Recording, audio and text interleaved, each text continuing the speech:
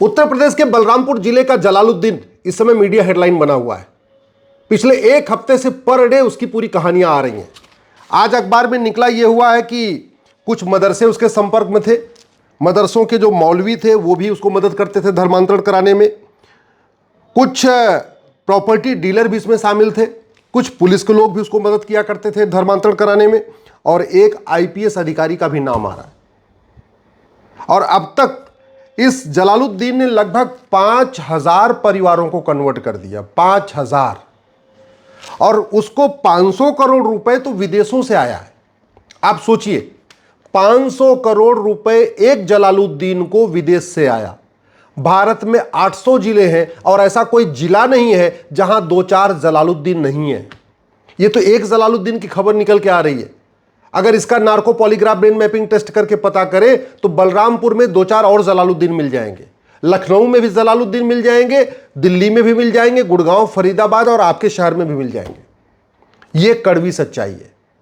पिछले 10 वर्षों से जो बातें मैं कह रहा था, कम से कम उसको मीडिया में वो बातें छपने लग गई हैं। अब लोग शायद इसको सच मानने लग गए। जब 10 साल पहले ये बातें कहता था लोग मानते नहीं थे। लब जिहाद के लिए बाकायदा रेट लिस्ट जलालुद्दीन ने बना रखा था।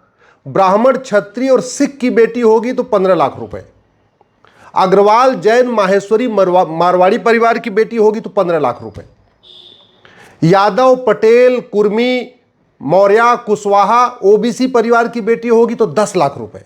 ये रेट रखा हुआ उसने। दलित परिवार की होगी, सरोज, हरिजन, पासवान, SC ST परिवार की होगी तो 5 लाख रुपए। और ये 5 लाख रुपए किसको? जो दलित परिवार की बेटी पटा के आएगा उस जिहादी को 5 लाख मिलेगा, जो ब्राह्मण क्षत्रिय परिवार की बेटी को पटा के लाएगा, अग्रवाल, जैन, माहेश्वरी परिवार की बेटी को पटा के लाएगा उसको 15 लाख रुपए मिलेगा, और जो यादव, पटेल, कुर्मी, ओबीसी परिवार की बेटियां हैं हमारी, उनको पटा के लाएगा तो 10 लाख मिलेगा। ये रेट रखा था इस जिहादी जलालुद्दीन ने। पैसा कहां से आ रहा था? पैसा विदेशों से आ रहा था। 500 करोड़ रुपए अब तक पुलिस ट्रेस कर चुकी है, और कितना आया होगा भगवान जाने, क्योंकि अभी तक narco polygraph brain mapping test नहीं हुआ इसका। दूसरा, और कितने जलालुद्दीन हैं अभी उस पर भी जांच अभी पूरी पहुंची नहीं है। मैं पहले भी कई बार कह चुका हूं, आज भी कह रहा हूं, 1500 हिंदू परिवार पर डे कन्वर्ट हो रहे। 1500 हिंदू परिवार का मतलब एक परिवार में 6 से 7 आदमी मानिए तो 10,000 हिंदू पर डे कन्वर्ट हो रहे। इसका मतलब साल में 40 लाख हिंदुओं का धर्मांतरण हो रहा है। और अभी भी धर्मांतरण रोकने के लिए हमारे पास कोई केंद्रीय कानून नहीं है। धर्मांतरण किसी एक राज्य की समस्या नहीं है, धर्मांतरण राष्ट्रीय समस्या है। और जो राष्ट्रीय समस्या है उसका समाधान संसद में होना चाहिए, विधानसभा में नहीं होना चाहिए। फिर भी संसद में इस पर आवाज नहीं उठ रही है। ना कोई लोकसभा का सदस्य इस पर आवाज उठा रहा है, न राज्यसभा का सदस्य उठा रहा है। ये इस मामले पर संसद में चर्चा ही नहीं हो रही है। मुगल यहां धर्मांतरण कराने आए, अंग्रेज धर्मांतरण कराने आए, हमारे पूर्वजों ने धर्मांतरण के खिलाफ बलिदान कर दिया। गुरु तेग बहादुर जी ने अपनी शीश कटवा दिया। गुरु गोविंद सिंह जी ने पूरा परिवार ने उछावर कर दिया। छत्रपति शिवाजी महाराज पूरे जिंदगी भर लड़ते रहे धर्मांतरण के खिलाफ। हमारे कितने पूर्वज अपना बलिदान कर चुके हैं इस धर्मांतरण के खिलाफ, और संसद में धर्मांतरण के ऊपर चर्चा ही नहीं हो रही, कानून ही नहीं बन रहा। यह धर्मांतरण मैं गारंटी के साथ कहता हूं 90% धर्मांतरण 1 साल में रुक जाएगा। जिन कानूनों की बात मैं कर रहा हूं, अगर ये कानून बन जाए तो 90% धर्मांतरण 1 साल में खत्म हो जाएगा। और मैं गारंटी लेता हूं और मैं इसको करके दिखा सकता हूं।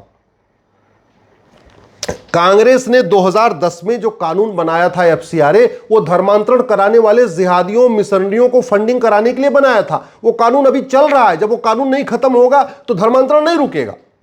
ये जो वक्फ बोर्ड बना के 40 लाख एकड़ जमीन पे कब्जा कर रखा है, और जो वक्फ जमीनों पे जो किराया आ रहा है, वो सब धर्मांतरण के ऊपर ही खर्च हो रहा। तो जब तक इन जमीनों को वापस नहीं लिया जाएगा तब तक धर्मांतरण नहीं रुकेगा। ऐसे मिशनरियों ने जो 20 लाख एकड़ जमीन पे कब्जा कर रखा है, अंग्रेजों ने दे दिया था, उसको भी हमने नहीं लिया। उनकी 99 ईयर की लीज पूरी हो चुकी। ना हमने 20 लाख एकड़ जो मिशनरी चर्च कब्जा करके बैठे उनको वापस लिया, न 40 लाख एकड़ जमीन जो वक्फ बोर्ड कब्जा करके बैठा उसको वापस लिया। जब जमीन वापस नहीं लेंगे तो उनका आय का स्रोत तो बना रहेगा। जब इनकम सोर्स ऑफ इनकम नहीं खत्म होगी तो धर्मांतरण नहीं रुकेगा।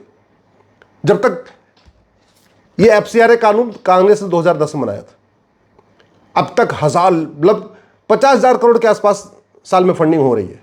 और क्यों हो रही है? ये कानून बनाया इसी काम के लिए था। कानून नहीं खत्म होगा, फंडिंग नहीं रुकेगी, फंडिंग नहीं रुकेगी, धर्मांतरण नहीं रुकेगा।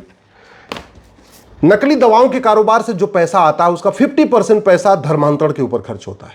और नकली दवाओं का जो कारोबार चल रहा है उसका मूल कारण है ये 1940 का बना हुआ घटिया कानून।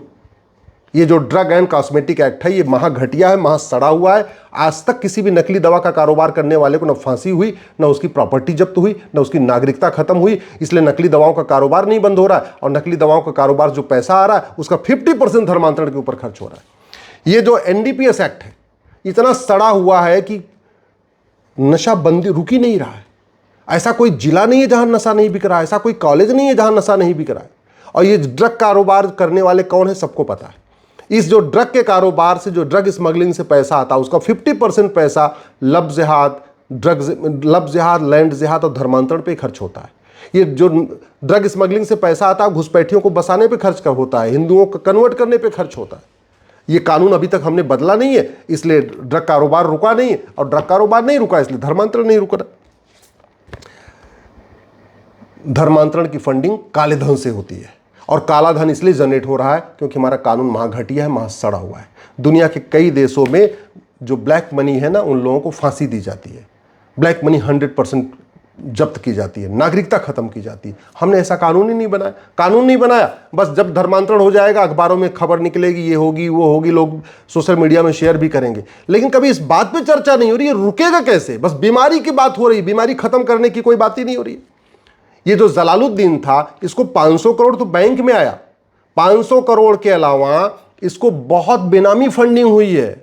इसको गाड़ियां मिली हैं, इसको दुकानें मिली हैं, इसको फार्म हाउस मिला है, इसको फ्लैट मिला है, सब बेनामी। और ये बेनामी लेन देन क्यों चल रहा है? क्योंकि हमारा कानून घटिया है, महा सड़ा हुआ कानून। दुनिया का सबसे सड़ा कानून हमारा वाला है। इस जलालुद्दीन को 500 करोड़ बैंक से आए, लगभग 500 करोड़ इसको हवाला के जरिए अंदर से भी मिला है, भारत के अंदर से भी फंडिंग हुई है। पैसा इकट्ठा कर करके इसको दिया गया है धर्मांतरण कराने के लिए। क्यों चल रहा है? क्योंकि हमारा जो मनी लॉन्ड्रिंग का कानून महा घटिया है, महा सड़ा हुआ है। दुनिया के कई देशों में मनी लॉन्ड्रिंग सबसे जघन्य अपराध माना गया है। सिंगापुर में ड्रग स्मगलिंग और मनी लॉन्ड्रिंग सबसे जघन्य अपराध है, सीधे फांसी होती है और कुछ नहीं होता, आजीवन कारावास भी नहीं होता। क्यों नहीं हम ऐसा कानून बना रहे? किसने रोका हमें ऐसा कानून बनाने से? अगर दुनिया के किसी देश ने बनाया हो तो समझ में आती बात, लेकिन अगर एक भी देश ने बनाया तो हमें क्यों नहीं बनाना चाहिए इसको? ये जो धर्मांतरण जो चल रहा है ना इसका मूल कारण ये कि हमारे पास नार्को पॉलीग्राफ ब्रेन मैपिंग कानून ही नहीं है। ये जलालुद्दीन इतना पावरफुल है कि पुलिस इसको 3rd डिग्री दे नहीं सकती, उल्टा टांग के पेट्रोल डाल के इससे पूछ नहीं सकती। ये सच बोलेगा नहीं जलालुद्दीन तो, और इसके खिलाफ कोई गवाही जल्दी देने के लिए तैयार नहीं होगा। न्यायिक व्यवस्था इतनी सड़ी हुई है कि 10-20 साल मुकदमा चलेगा, लोग गवाही दे के फ्रस्ट्रेट हो जाएंगे, फिर गवाही मुकर जाएंगे, बोले हम तो गवाही नहीं देंगे। और फिर क्या होगा? ये सबूत के अभाव में बरी हो जाएगा। हमारे पास ऐसा कोई कानून ही नहीं है कि धर्मांतरण कराने वालों को हम narco polygraph brain mapping test करके फटाफट सजा दिलवा दें। अगर ये कानून होता, इसको हमने बदला होता, इसमें नार्को पॉलीग्राफ ब्रेन मैपिंग भी डाला होता, तो इस जलालुद्दीन का जो रोज थोड़ी थोड़ी खबर निकल रही है, एक दिन के अंदर इसको तीनों टेस्ट कर लेते और पूरा का पूरा एक ही दिन में पूरी खबर आ जाती कि किसने फंडिंग किया, कौन फंडिंग किया, कौन IPS अधिकारी इसकी मदद कर रहा था, कौन विधायक इसकी मदद कर रहा था, कौन मंत्री इसकी मदद कर रहा था, कौन मौलवी इसकी मदद कर रहा था, कौन प्रॉपर्टी डीलर इसकी मदद कर रहा था। सारी खबर एक दिन में आ जाएगी।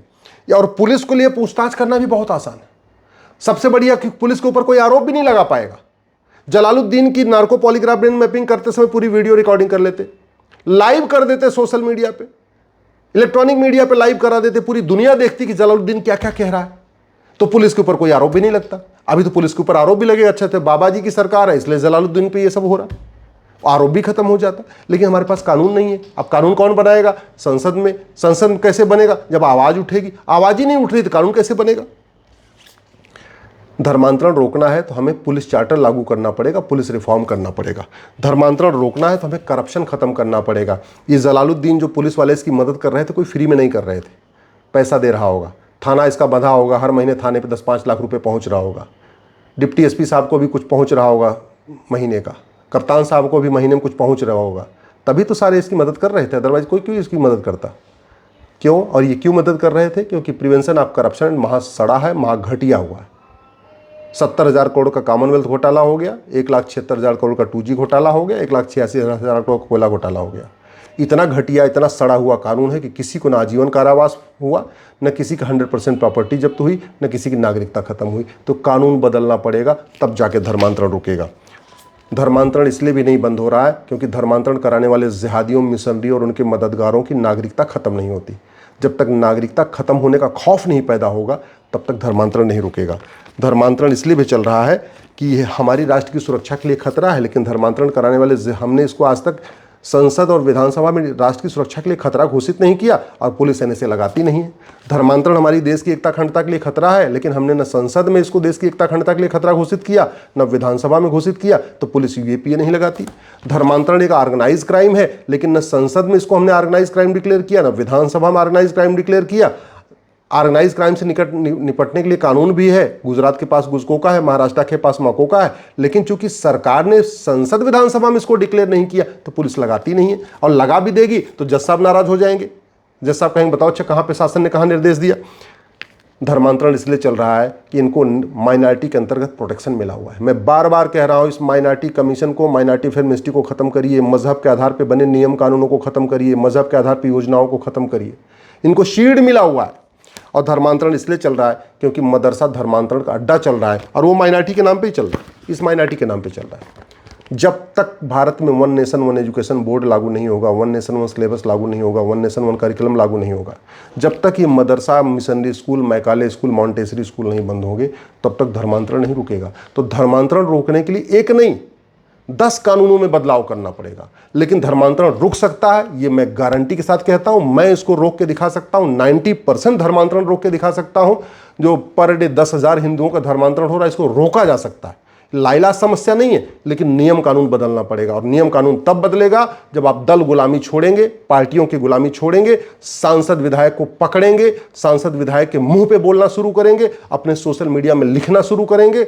और याद रखिए, अगर धर्मांतरण नहीं रुका ना, तो जैसे पाकिस्तान, अफगानिस्तान, बांग्लादेश, मालदीव से ख़त्म हो गए, जैसे कश्मीर, मेघालय, मिजोरम, नागालैंड से ख़त्म हो गए, एक दिन अपने ज़िलों से भी, अपने ज़िले में भी आप ख़त्म हो जाएंगे, और फिर आज के नेता अभिनेता आपको बचाने नहीं आएंगे।